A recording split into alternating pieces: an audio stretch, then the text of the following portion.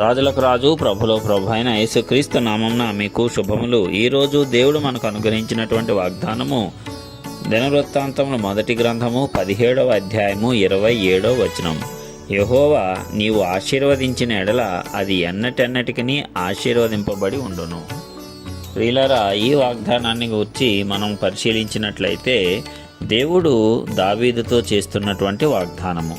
మరి దావీదు దేవుని కోసము ఒక మందిరాన్ని కట్టాలి అని అనుకుంటాడు. అయితే దేవుడు మాత్రము దావీదు చేత ఆ మందిరం వద్దు గాని అతని సంతతి నుంచి వచ్చువాని చేత ఆ మందిరాన్ని నేను నిర్మింపజేసుకుంటాను, దాని ద్వారా నిన్ను నీ తరాలను ఆశీర్వదిస్తాను అని దావీదుకు నాతాను అనేటువంటి ప్రవక్త ద్వారా తెలియజేయటం జరుగుతుంది.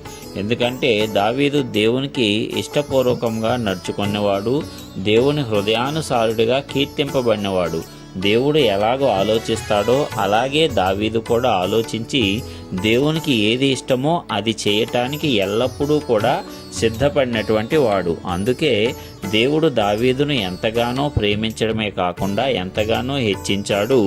అలాగే అతని తర్వాత అతని సంతానమునకును అతని తరతరాలకును కూడా ఆశీర్వాదమును ఆ రీతిగానే స్థిరపరిచాడు. మరి దావీదును శాశ్వత కాలము ఆశీర్వాద కారణంగా ఉండేటట్లు దేవుడు హెచ్చించటం కూడా జరిగింది.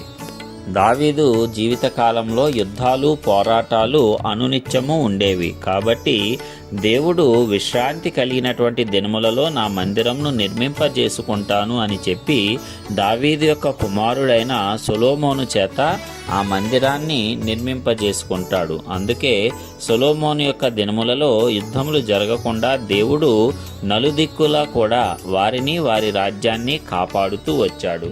అయితే దావీదుకు కలిగిన మనస్సును బట్టి అతని యొక్క హృదయ అభిలాషను బట్టి దేవుడు దావీదును అతని సంతతిని తరతరముల వరకు నేటికిని ఆశీర్వదించినట్లుగా మనము చూస్తూ ఉన్నాము.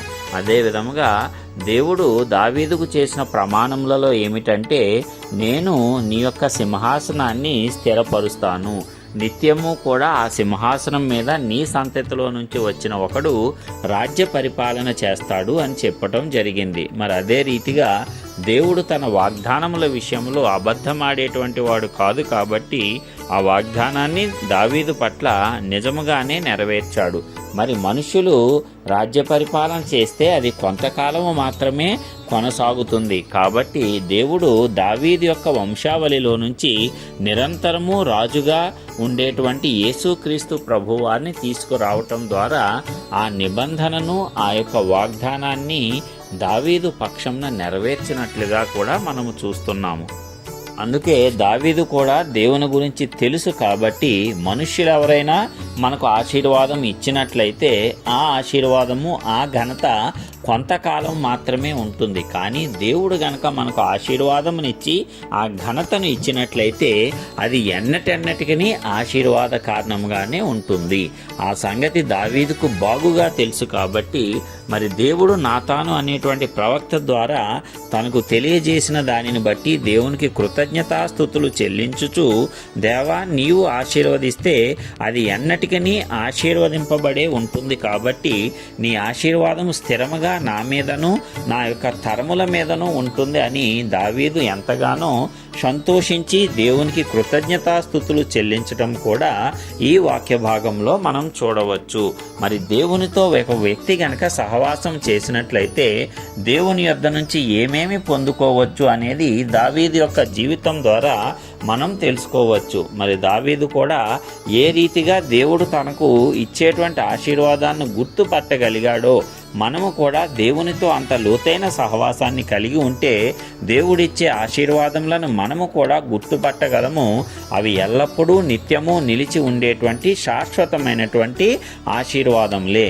ఈ యొక్క లోకంలో మన పితరులు ఏదైనా నీకు ఆస్తి ఇచ్చినా లేక ధనము ఇచ్చినా సరే అది అంతా కూడా కొంతకాలానికి తీరిపోతుందేమో, తొలగిపోతుందేమో, తరిగిపోతుందేమో.